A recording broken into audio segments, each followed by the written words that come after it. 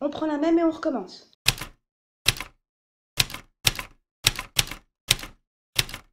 Parce que j'ai déjà filmé cette vidéo en entière et en fait je me trouvais vraiment moche dessus. Bon, je me trouve pas forcément beaucoup mieux aujourd'hui, mais bon, même si j'ai peu de dignité, faut pas trop déconner non plus. On est parti pour des reviews lecture. Je vais vous faire très vite, mais alors très vite, mes reviews lecture d'octobre que je vous ai pas faites. Et ensuite je vous parlerai de mes lectures de novembre, parce que pour novembre j'ai fait un truc sympa, c'est-à-dire que j'ai commencé mon carnet de lecture, ce qui fait que là je vais être capable de vous en parler un peu plus en profondeur. Au niveau des reviews lecture sur cette chaîne, on tâtonne encore quand même pas mal. Je sais pas du tout si ça fonctionne, enfin non, je trouve que ça fonctionne pas par rapport aux vidéos écriture, je trouve que ça vous intéresse pas. J'arrive pas à déterminer si c'est parce que c'est le concept des reviews lecture qui vous intéresse pas, ou si c'est parce que je suis incroyablement nulle pour les faire. Je me dis que c'est peut-être un combo des deux. Mais voilà, on tâtonne et puis on verra ce que ça donne. Donc je vais sortir mon petit bullet journal juste pour vous parler de mes lectures du mois d'octobre. Oh, Pikachu s'est envolé. Hop là. Alors, au mois d'octobre, j'ai lu 1, 2, 3, 4, 5 livres. Au mois d'octobre, j'ai lu le tome 1 et 2, enfin le tome 2 de Terre de Brume, de Cindy Van Wilder. Je vais pas me souvenir des noms d'auteuristes de tout le monde parce que je les note pas, donc c'est pas bien, mais je suis désolée. J'ai lu Terre de Brume de Cindy Van Wilder, c'était absolument génial. Il faut absolument que vous lisiez Terre de Brume de Cindy Van Wilder. Là de tête, je suis pas capable de vous en faire un résumé vraiment, mais c'est de la fantaisie, c'est francophone, parce que je sais pas si elle est française, c'est francophone et c'est absolument phénoménal. C'est génial, c'est super poussé, c'est super intéressant, c'est super intelligent et c'est une écriture qui vous embarque. C'était génial. Vous devez lire Terre de Brume de Cindy Van Wilder. Ensuite, j'ai lu Je ne suis pas un gay de fiction et cette lecture, je n'ai pas réussi à la noter parce que même si j'ai trouvé que c'était absolument génial, déjà de 1, je ne suis pas un homme gay, donc du coup je ne peux pas vous dire si c'est de la bonne représentation ou pas. Il me semble que c'est du On Voice, mais là-dessus je préférais pas trop je me suis pas renseignée sur l'auteur. Je suppose que c'était du On Voice, si c'en est pas, désolée. Je vous dis une bêtise. Et en fait, même s'il y a des passages qui étaient absolument phénoménaux, il y a aussi des passages absolument dérangeants, où il aurait dû y avoir un trigger warning, m'a mis étrangement mal à l'aise. Il a interdit aux moins de 16 ans à ma bibliothèque, et je trouve que c'est trop peu. Pourtant j'ai beaucoup de mal avec l'âge en fait, je pense qu'il faut mettre des trigger warnings et non des âges sur les bouquins, les films, les jeux vidéo, tout ça. Mais non. Je sais pas. Et c'était quand même une bonne lecture, enfin il y avait des bons passages et tout, et du coup j'arrive pas à me décider sur ce que j'ai pensé de cette lecture. Ensuite j'ai lu Jefferson de Jean-Claude Mourleva. Je vais pas vous faire une review complète parce qu'en fait j'ai filmé une vidéo sur ce livre et j'arrive pas à la poster. Si jamais un jour j'arrive à la poster, vous comprendrez pourquoi j'ai du mal, mais j'ai filmé une vidéo et du coup je voudrais garder le suspense là-dedans. En fait tout ce que j'ai à dire là-dessus c'est que c'est un très bon roman pour enfants, que j'aime énormément Jean-Claude Mourleva. Le problème c'est qu'il y a un passage assez sexiste et 2-3 passages super validistes et qui sont un peu qui tombent comme ça sur la soupe sur un roman qui est je sais pas comment dire, vraiment bon, sur un roman qui est super bien écrit, sur un roman qui est super intrigue, avec des super personnages, et d'un seul coup, on a une remarque un peu sexiste, une remarque sexiste, moi je la trouve super sexiste, mais une remarque sexiste, et 2-3 passages vraiment validistes concernant la santé mentale, et je comprends pas ce que ça fout dans un roman jeunesse qui est sorti il y a 2 ans. Je comprends pas. Ensuite j'ai lu La fille qui avait bu la lune. Ça c'était super mignon, c'était vraiment sympa, c'était de la fantaisie super poussée, c'est une belle brique pour enfants. Les personnages sont super attachants, l'univers est phénoménal, c'est drôle, c'est bien écrit, c'est super... Enfin, au niveau créatif, au niveau imagination, c'est un truc de malade. Et c'était vraiment une lecture... ouais, ça aurait pu être une lecture doudou quand j'étais enfant, quand j'étais fille. Quand j'étais enfant, ça aurait pu être une lecture doudou, vraiment une lecture que je me serais refaite et refaite et refaite et refaite. C'était vachement bien. Cette review est nulle, mais c'était vachement bien. Et ensuite, en mois d'octobre, j'ai lu, et celui-là je l'ai sur moi, le tome 3 d'Adamat de Elisée Raven. Elisée Raven qui est une copine. Ça n'empêche pas que mon avis est sincère, que mon avis est... voilà. C'était une saga qui avait des défauts, mais c'était une saga qui avait énormément de qualité également, et j'ai beaucoup apprécié ce dernier tome. C'est mon préféré des 3. Je sais que c'est pas forcément l'avis de l'autrice, mais c'est mon préféré des 3. Voilà, j'ai beaucoup aimé, j'ai trouvé que c'était une très bonne fin, et j'ai beaucoup aimé les nouveautés que ce tome apportait. Je ne peux pas vous conseiller de l'acheter parce que pour des raisons qui ne sont pas à moi de raconter, cette phrase veut rien dire, mais pour des raisons qui ne sont, bon, que je n'ai pas à dire, la saga n'est plus éditée. Donc vous pouvez plus vous le procurer. Mais ce que vous pouvez faire, vous pouvez aller soutenir ma copine Élisée Araven, qui a une maison d'édition qui s'appelle les éditions Onyx, et elle et sa collègue, dont je connais pas le prénom, mais elle et sa collègue font un travail de malade sur cette petite maison d'édition qu'elles essayent de faire grandir. Et elles ont déjà 3 livres, il me semble, au moment où je filme cette vidéo. Vous pouvez vous procurer déjà 3 livres en version brochée et numérique. C'est de la SFFF et c'est du travail de malade en fait. Moi, je vois beaucoup de petites maisons d'édition qui commencent et qui commencent pas avec cette qualité-là, en fait. Au moins, pour les livres, je sais pas, j'en ai eu qu'un sur les 3 en vente. Donc pour les livres, je peux pas parler, mais pour ce qui est de la com, pour ce qui est du site internet, pour ce qui est des couvertures, pour ce qui est du travail éditorial, c'est un truc de malade ce qui est en train de se passer. Pour une petite maison d'édition comme ça, chapeau. On va soutenir les copines. Je me rends compte que ça fait déjà 10 minutes que je cause et je vous ai parlé que du mois de octobre. Donc on va passer au mois de novembre. J'en avais parlé un petit peu sur Twitter. L'autre jour, je savais pas quoi lire. Du coup, j'ai demandé à ma mère de me choisir une lecture parmi les lectures adolescentes qu'il y avait à mon travail, à la librairie. À la bibliothèque, pardon. Je ne travaille plus dans une librairie depuis un petit moment. Faut s'y faire, Cécile. J'avais l'intention de faire un reading vlog. Ma mère choisit ma lecture. Le souci, c'est que je trouve que j'ai pas matière à faire cette vidéo. Donc du coup, je vais vous en parler maintenant. Il s'agit de Celle qui marche la nuit de Delphine Berthelon. Je lui ai mis 2 étoiles. Ma mère a choisi cette lecture, je vais lire un peu mes notes. Ma mère a choisi ce livre parce que déjà c'était un stand-alone et qu'elle voulait pas me faire lire une saga. Ma mère elle aime pas trop tout ce qui est saga. Le résumé l'intriguait, elle a vu une référence à Stephen King. Je pense que ma mère pense que je suis une énorme fan de Stephen King, alors qu'en fait, j'ai lu 2 livres de Stephen King, un que j'ai adoré, un que j'ai détesté, et depuis j'ai appris à connaître l'homme derrière les bouquins, et non. Et du coup, je pense que ma mère dans sa tête, comme j'ai beaucoup de Stephen King dans ma bibliothèque, que ma grand-mère m'a donné, ou que ma mère m'a acheté pour m'aider à apprendre l'anglais, je pense que ma mère pense que je suis une grande fan de Stephen King. Maman, c'est pas le cas. Non. Voilà, et elle a remarqué en feuilletant le livre que c'était écrit façon journal intime, et ma mère me connaît bien, et elle m'a dit, quand j'ai vu ça, je me suis dit, ah merde, elle ne va pas aimer. Oh, ouais, le côté journal intime, il a un petit peu bugué. En fait, le souci de ce côté journal intime, c'est que ce gamin de 15 ans, alors je sais pas trop comment vous faire un résumé. Malo est un garçon de 15 ans qui déménage dans le sud de la France, donc il quitte à regret son petit quotidien parisien, et il se retrouve installé dans cette maison perdue au milieu des bois, et d'un seul coup sa sœur devient un petit peu étrange, et il se trouve qu'il y a une sorte de fantôme dans cette maison, et il va mener l'enquête. C'est un thriller, alors il y a écrit un thriller fantastique addictif, où tous les ingrédients du récit gothique classique sont réunis. J'ai pas lu beaucoup de récits classiques gothiques, donc là-dessus je peux pas vous dire. Le principal souci de ce côté journal intime, c'est que on est à 100% dans les pensées de Malo. Je suis floue, voilà. À 100% dans les pensées de Malo. Et le souci des pensées de Malo, c'est que Malo, il fait que se plaindre. Déjà pendant les 100 premières pages du bouquin, il se passe rien d'autre que Malo qui se plaint. Et c'est assez chiant en fait. Je peux comprendre que les adolescents de cet âge-là n'aiment pas déménager en pleine race campagne. Je pense qu'à son âge, j'aurais beaucoup râlé aussi. Mais je n'ai pas forcément envie de lire un bouquin sur un gamin de 15 ans qui fait que se plaindre. Et le souci aussi, c'est que ce gamin ne parle pas comme un adolescent et n'écrit pas comme un adolescent. Au niveau du vocabulaire, ça fait super réfléchi et super mature. Et des fois, je suis désolée, mais les gamins... C'est sorti quand, ça? C'est sorti en 2019. Les gamins de 15 ans, de nos jours, ils disent toujours « ça baigne ». Enfin, c'était plein de petits... De vocabulaire comme ça, où on passait de mots super... genre Capharnaüm, des mots que des adolescents n'utiliseraient pas dans leur journal intime. Enfin, moi, je trouve, le peu de journal intime que j'ai écrit, c'était pas vraiment ça. Et... comment dire... Et ensuite, on passait, voilà, à des trucs genre « ça baigne », voilà, et qui... Pour moi, ça faisait pas adolescent. C'était pas un adolescent qui parlait. Vous savez pourquoi on tue les parents dans les romans adolescents? Parce qu'on sait pas quoi en faire. Dont ce bouquin. C'est-à-dire que, en fait, le souci principal, c'est que la gamine, la petite sœur, elle perd pas la tête, mais elle devient bizarre, son comportement change de tout au tout, elle hurle la nuit, elle fait 14 000 cauchemars et tout, et il y a que le grand frère qui s'inquiète. C'est-à-dire que les 2 parents ne servent à rien.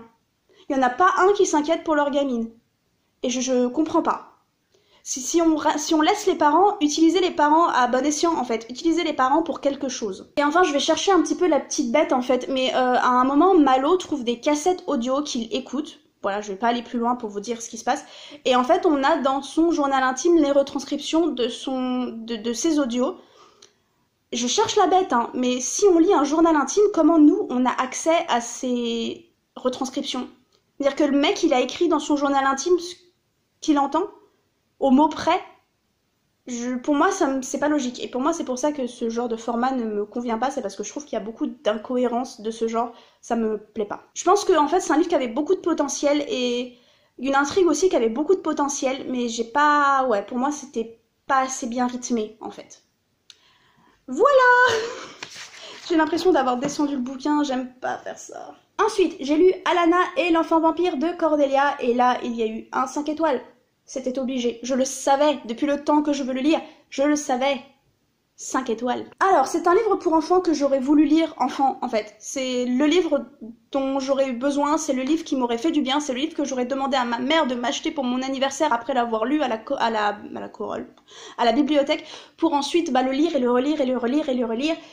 Comme j'ai fait un Reels l'autre jour sur Instagram, des livres que j'ai lus en boucle gamine, et ben si j'avais eu ça gamine, je peux vous dire que il aurait fait partie de ce Reels. Je crois que c'est ce qu'on appelle de la soft représentation sur certains cas, c'est-à-dire qu'il y a des personnages gays, un personnage non binaire, mais on nous dit pas, enfin l'histoire n'est pas centrée autour de ça, c'est juste on dit ah bah oui, la grande sœur d'Alanna, elle a quelqu'un dans sa vie et ce quelqu'un c'est une dame.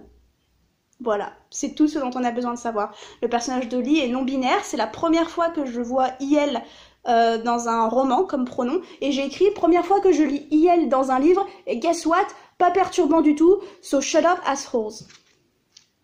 Je m'éclate moi dans ce truc-là. C'est amené de manière naturelle, c'est amené de manière toute simple, c'est expliquer aux enfants pourquoi il y a ce pronom-là, et voilà, et les enfants ils vont faire ok, tout simplement. Je vous ai pas fait de résumé, je vais vous lire en fait la quatrième de couverture parce que je la trouve super bien écrite. Alanna en a marre, ses parents et sa sœur sont encore partis gérer des conflits vampiriques sans elle. Heureusement, sa meilleure copine Holly est là pour lui changer les idées. Elle est persuadée que Joao, le nouvel élève de leur classe, est un vampire. Se pourrait-il qu'elle ait raison? Et s'il leur révélait quelque chose d'encore plus terrible?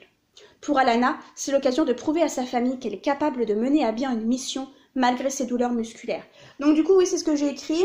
Les recherches semblent bonnes, parce que j'ai vu plusieurs reviews de personnes atteintes de douleurs chroniques qui en fait approuvent tout ce qui est écrit dans ce livre-là. Alors j'en attendais pas moins de Cordelia, mais c'est quand même important de signaler que il me semble pas que ce soit du on voice, mais c'est écrit de manière réaliste, c'est écrit avec des bonnes recherches, on sent que l'auteurice a demandé à des personnes concernées en fait. C'est ce qu'il faut faire. Alors pour contraster avec celle qui marche la nuit, ce sont des gamins qui parlent comme des gamins de leur âge. Et c'est vachement bien, parce que ça ne change rien à la narration qui est super jolie, qui est super bien écrite, qui est super détaillée, tout ça, qui est vraiment, voilà, c'est une plume que je trouve très agréable, la plume de Cordelia.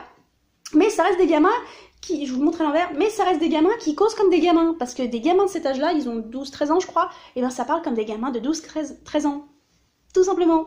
Donc j'ai mis les personnages sont super attachants et détaillés, les vampires sont super stylés, sans être over the top, sans trop en faire. Ils sont à la fois familiers et originaux, c'est-à-dire que ce sont des vampires qu'on connaît selon les légendes qu'on connaît, mais avec des petits soupçons différents, des petits soupçons d'originalité que j'ai beaucoup aimé. La mythologie de ce monde, je suis pas sûre d'utiliser le mot mythologie correctement, mais la mythologie de ce monde, pourtant similaire au nôtre, est super poussée, sans tomber dans le too much et sans être overwhelmed. Je fais du franglais dans ce truc-là. Rien ne va.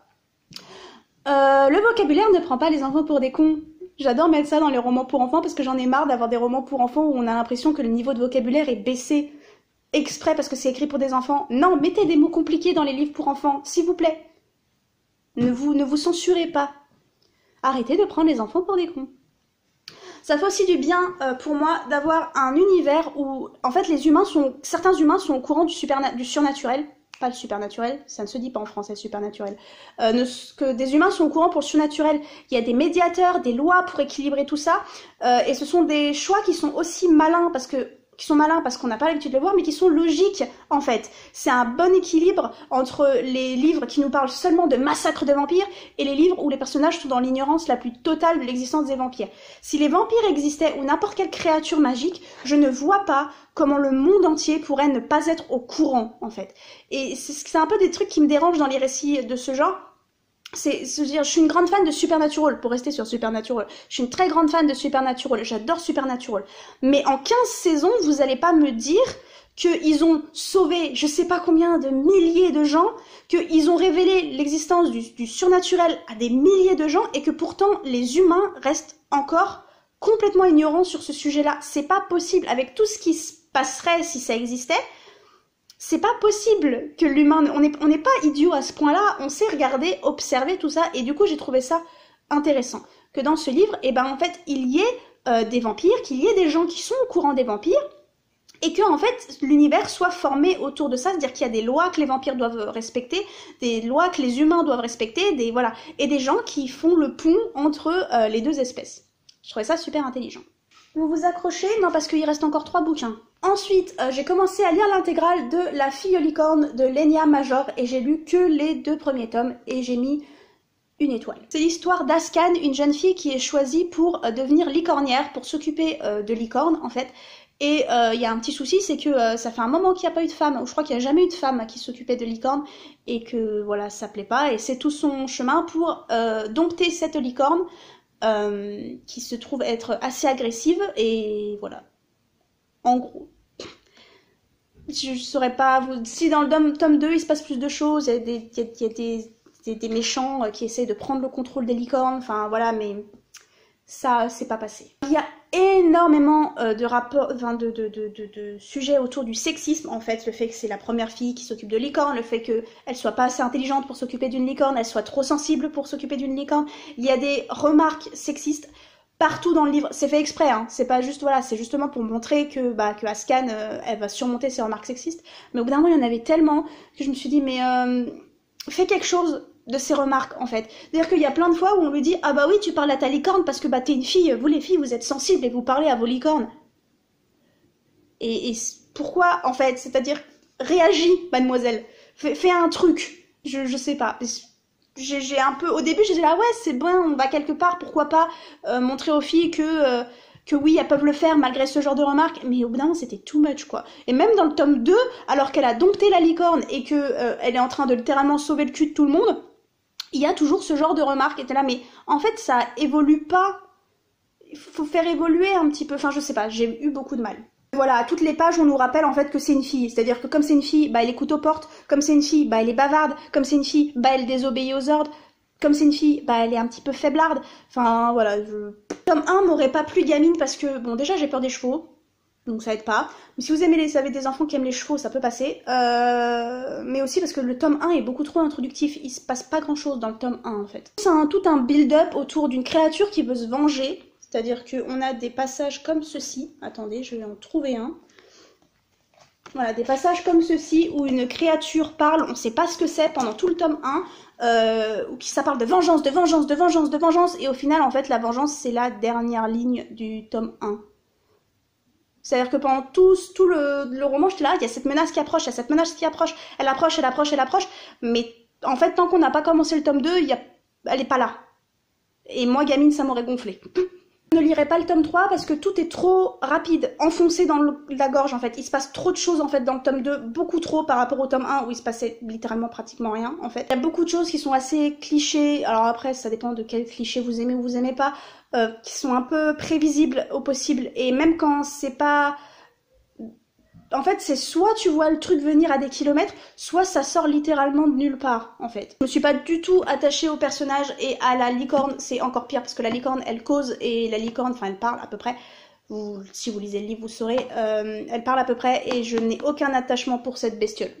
Voilà. J'essaye de me dire que c'est parce que c'est de la jeunesse, et que ça n'est pas mon truc, enfin que c'est pas que c'est pas mon truc, parce que c'est mon truc, mais que c'est pas, je suis pas public visé, et que c'est pour ça que ça a pas fonctionné. Mais quand je vois des bouquins comme Alana et l'enfant vampire, ou Jefferson, qui fonctionnent bien sur moi au niveau de l'écriture et au niveau de l'intrigue, je me dis que peut-être je suis encore un peu le public visé de ce genre de truc, et que là c'est pas passé. Ensuite on passe au gros coup de cœur de ce mois-ci. J'en chiale toujours. Je sais pas quoi faire. C'est-à-dire que... voilà. En gros, c'est ça. Monsieur Adam Silvera, il faut qu'on cause. Vous avez pas le droit de me détruire comme ça. Je sais que c'est dans le titre. Mais vous avez pas le droit de me faire du mal comme ça. C'est pas bien, je vous ai rien fait. Non, parce que j'en pleure encore, en fait. J'ai chialé comme un bébé, c'est pas possible. 5 étoiles. Et c'est trop triste. Vous voyez peut-être pas le titre, c'est Ils meurent tous les deux à la fin de Adam Silvera. Et toutes mes notes, en fait, c'est moi qui dis que j'ai le cœur brisé et que je chiale et que je m'en remets pas. Littéralement, toutes mes notes, c'est ça. C'est moi qui vous dis que j'ai le cœur brisé, que j'ai le cœur en miettes, qu'on n'a pas le droit de me faire aimer des personnages comme ça pour ensuite les faire mourir. C'est pas un spoil, hein. C'est dès le début, vous le savez. C'est un rythme qui est super lent, super doux, presque quotidien. Je voudrais vous dire de quoi ça parle. On est dans un univers où parfois à minuit, enfin parfois, une fois dans votre vie, à minuit, vous allez recevoir un appel qui vous dit que dans les prochaines 24 heures, vous allez mourir. Pas dans 24 heures, mais dans les prochaines 24 heures. C'est-à-dire qu'à partir du moment où vous avez décroché, il y a un compte à rebours au-dessus de votre tête. Vous pouvez mourir dans 10 minutes, tout comme vous pouvez mourir dans 23 heures et 59 minutes. Et il se trouve que deux jeunes garçons, Matteo et Rufus, reçoivent cet appel.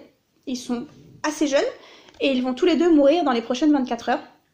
Et ils se rencontrent grâce à une appli qui s'appelle Dernier Ami, qui a pour but justement pour que les personnes qui savent qu'elles vont mourir puissent passer la journée avec quelqu'un ou discuter avec quelqu'un. Et donc ils vont se retrouver et ils vont faire un petit peu leur dernière volonté tout du long du bouquin, apprendre à se connaître. Et c'est du Adam Silvera, donc c'est pas un spoil de vous dire qu'ils vont tomber amoureux. Je disais donc, j'ai envie de pleurer. Je disais donc, le rythme est lent, doux, c'est presque... On a l'impression de suivre leur quotidien en fait. La relation avance super naturellement pour un truc qui se passe en quelques heures. Et c'était tellement beau. Et en fait, ce rythme doux, lent, au début, c'est-à-dire que c'est beau, et des fois ça vous rappelle, mais putain, mais en fait, ils vont mourir. Ça fait monter l'anxiété et le suspense de dire que c'est si lent comme ça, mais que ça reste quand même des minutes qui passent. C'est-à-dire les débuts de chapitre vous le rappellent, hein. Il est telle heure dans la journée, et c'est une heure qu'ils ont perdue en fait. Et qu'ils ne retrouveront pas vu que ils vont mourir. C'était trop triste, mais c'était tellement beau. Oh, la relation entre Matteo et Rufus est lente, bien rythmée, mais naturelle. On oublie presque que tout se passe en moins de 24 heures. J'ai le cœur brisé, je suis toujours morte de l'intérieur au bout d'une semaine. Voilà. Sinon, qu'est-ce que je pourrais dire aussi? J'ai trouvé super intéressant les changements de point de vue, c'est-à-dire que on oscille entre Matteo et Rufus, mais également entre d'autres personnages. Le souci, en fait, si je dois trouver un défaut, c'est qu'il y a certains de ces personnages, j'en avais rien à faire, et il y a certains de ces personnages, je ne comprenais pas comment ils s'imbriquaient dans l'intrigue principale qui était Rufus et Matteo. Il y a certains personnages, c'est l'ami de machin, c'est l'ancienne petite amie de machin, c'est l'ancien, voilà. Et donc ça s'imbrique un peu pour essayer de comprendre un peu plus sur cet univers, au final, où on connaît la date de notre mort. L'univers n'est jamais expliqué d'ailleurs. Comment ces personnes savent la date de notre mort, comment ça fonctionne, on ne nous le dit pas, et moi j'aime bien quand on ne sait pas. C'est vraiment pas un livre où on va chercher à démanteler ce qui est en train de se passer, où on va chercher à démanteler ce pouvoir qui nous tue ou qui connaît notre mort. Non. C'est juste le voyage de Rufus et Matteo. Et des autres personnes autour, mais il y a certaines personnes, je ne comprends pas. Sans entrer dans le spoiler, il y a toute une histoire autour d'une interview, autour d'une célébrité. Et non seulement j'en avais rien à faire, mais en plus j'ai pas compris comment ça s'imbriquait dans le truc. J'ai pas trouvé d'intérêt à ce point de vue-là. Mais sinon, il faut lire et ils meurent tous les deux à la fin de Adam Silvera. On m'avait dit que j'allais pleurer. Je crois que c'est Pauline qui me l'avait dit, je suis pas sûre. Mon étiquette se barre. On m'avait dit que j'allais pleurer, mais je pensais pas pleurer comme ça. Moi, à chaque fois qu'on me dit que je vais pleurer devant un livre, je fais vas-y, essaye. Celui-là, il a essayé. Et il a plutôt bien réussi. Et enfin, j'ai lu Vox de Christina Dalsher et j'ai mis 2 étoiles. Quand je passe à l'adulte, c'est toujours compliqué. Vox, c'est l'histoire d'un monde, alors dystopique, mais quand même pas si loin d'une autre, où les lois sur les femmes ont quand même vachement régressé. Et on nous parle principalement, en dehors du fait que les femmes doivent rester à la maison et faire des enfants et ne jamais dire non à des rapports sexuels, enfin voilà. On parle surtout du fait que maintenant les femmes ont un bracelet autour du poignet et qu'elles n'ont droit qu'à 100 mots par jour. Et au bout de 100 mots, tu fermes ta bouche, t'arrêtes de parler, sinon tu te fais électrocuter ou arrêter. Et en fait, c'est un système qui est mis en place depuis seulement 1 an, je crois, et on suit cette femme qui s'appelle Jean Cleland, qui est un docteur en neurosciences et qui n'a pas travaillé depuis un an, parce que ça fait un an qu'elle est à la maison, qu'elle s'occupe des enfants et qu'elle a à la main ce poignet, ce bracelet qui lui dit au bout de 100 mots qu'il faut qu'elle arrête de parler parce que c'est une femme et qu'une femme n'a pas besoin de plus de 100 mots pour parler. Et ça va plus loin que ça, c'est-à-dire qu'elle n'a pas le droit d'écrire, elle n'a pas le droit de signer, non, la communication s'arrête au bout de 100 mots et peu importe ton âge, c'est-à-dire que même sa gamine de 6 ans a un bracelet autour du poignet. Ça reste un livre quand même super flippant parce que ce qui s'y passe, c'est pas loin de notre monde actuel. Et donc du coup en fait ça change d'autres dystopies du genre Hunger Games ou Divergente, bon c'est pas le même âge mais de ce genre de dystopie où on se dit innocemment oh ça pourrait arriver, oh mon dieu, mais en fait on est quand même très loin encore de notre monde, alors que là bah on est à quelques années en fait. Et que donc ce livre il se place quand même dans une réalité flippante en fait, c'est pas un futur proche, c'est maintenant. En fait, au niveau de nos droits, au niveau de tout ça, c'est maintenant. C'est quelque chose qui pourrait arriver dans quelques jours. C'est horrible à dire, mais c'est quelque chose, tu as trouvé un moyen de nous faire taire et de nous faire arrêter. Ça parle de féminazie, ça parle de politique, ça parle de... Enfin, voilà. Le souci, c'est que le personnage principal est beaucoup trop passive à mon goût. C'est-à-dire qu'elle laisse plus ou moins les choses lui arriver, elle se rebelle pas. Alors je sais que si cela venait à arriver, je ne serais pas la première rebelle. Non, non, non, moi je serais la petite flippette qui dirait rien, qui ferait rien. Mais le truc c'est que j'ai pas envie de me lire moi. J'ai envie de lire un bouquin sur une meuf qui va se rebeller. Tout simplement. Et j'ai trouvé qu'elle se rebellait pas tant que ça. Elle a une grande gueule quand même. Elle dit certaines choses, elle pense certaines choses. Mais ça reste très passif quand même. Et le problème que j'ai avec Vox, c'est que cette histoire de poignet, enfin de bracelet au poignet, je vais y arriver, cette histoire de bracelet est très vite évincée, en fait. Au bout de un quart du bouquin, ça y est, elle peut parler comme elle le veut. C'est-à-dire qu'elle se fait appeler par une équipe de scientifiques qui cherchent un remède pour le frère du président, si j'ai bien réussi à tout suivre, parce que vraiment je les ai un peu en diagonale et j'avais du mal. Et donc du coup, elle a ces petites, comment dire... exigence, c'est-à-dire que d'accord je travaille pour vous, mais pendant que je travaille pour vous, bah, il faut que je puisse parler en fait. C'est pratique, et donc du coup elle se fait retirer son bracelet. Et bah ouais, enfin moi je cherchais à lire un bouquin où on me parlait de ça en fait. De la difficulté de parler, de la difficulté de s'exprimer, comment elle allait s'en sortir avec si peu de mots, comment elle allait se rebeller, enfin voilà, et j'ai pas eu ça. En tout cas, ce livre me confirme une chose, je veux absolument pas d'enfants. Il y a un petit peu cette histoire au bout d'un moment de est-ce qu'il faut faire des enfants dans cette société-là, est-ce qu'il faut faire des enfants dans ce monde-là? J'ai absolument aucune envie de faire culpabiliser qui que ce soit, vous faites ce que vous voulez, vous avez vos envies d'avoir des enfants, j'ai mes envies de pas en avoir. Mais il y a toute cette histoire de dans cet univers-là, est-ce que tu as envie de donner naissance à une fille? Et elle, son principal problème, c'est est-ce que tu as envie de donner naissance à une fille? Et moi, j'étais là, mais est-ce que tu as envie de donner naissance à un mec aussi? À un mec qui va devenir comme son fils aîné, donc je vais pas trop en dire, mais un fils aîné qui est bien dans la doctrine, hein, qui est bien dans le délire de les hommes sont supérieurs et tout ça, et qui parle à sa mère comme si elle lui était inférieure parce que c'est une femme, et... moi, je veux, dans cet univers-là, je voudrais pas d'enfants. Non. Hors de question. On ligature les trompes tout de suite. Quoique, je suis pas sûre que du coup, ça fasse partie de leurs droits. On n'en parle pas, mais j'ai pas non plus souvenir de l'avortement, que l'avortement soit évoqué. Mais je suppose que dans un monde comme ça, déjà que dans le nôtre, on a du mal. Dans un monde comme ça, non. Donc voilà, c'était mon petit... une petite review du mois de novembre. Je sais pas du tout si cette vidéo valait le coup. Honnêtement, à chaque fois que je filme une vidéo, je les trouve nulles et je me dis je les posterai jamais, c'est de la merde. Et des fois quand je les monte, je me dis non c'est bon, c'est un petit peu mieux que ce que tu pensais. Là honnêtement dans ma tête c'est de la merde, Cécile poste pas ce machin. Enfin bref. Nous sommes le 23 novembre en fait, donc j'espère pouvoir encore caser au moins un livre. J'avais pour objectif d'en lire 7 ce mois-ci, et là il y en a 6. 1, 2, 3, 4, 5... 6, puisque j'ai compté La fille aux licornes en 2 tomes. Donc j'espère pouvoir au moins en lire un de ces deux-là avant la fin du mois. Il y a un marque-page dans celui-là, mais je ne l'ai pas commencé encore. Une plume en deuil de Ophélie Mestureau et Mémoire de Tirgoth de Jo Riley Black, qui sont 2 copines aussi, que vous devriez acheter ces livres. Et donc du coup, j'espère en caser au moins un de ces deux-là dans les 7 prochains jours. Voilà! c'était ma review lecture. On ferme le carnet. Regardez comme il est beau. Oh, et puis il est tellement bien décoré. Et puis c'est tellement beau ce qui se passe dedans. Je veux dire, regardez-moi ça. Je m'éclate. Ceci est en fait mon Goodreads, mais écrit à la main. Je m'éclate. Il faut bien que je fasse quelque chose. J'ai fini mon bullet journal et j'aime bien faire joujou avec des feutres, des stylos et des washi tape. Donc c'est tout pour aujourd'hui. J'espère que cette vidéo vous a plu. N'hésitez pas à laisser un commentaire et à me dire ce que vous en avez pensé. N'hésitez pas à vous abonner pour en voir plus. Je sais que c'est chiant d'entendre ce genre de choses, mais j'aimerais beaucoup que cette chaîne grandisse. N'hésitez pas à me dire ce que vous avez lu et si vous comptez lire un de ces livres-là.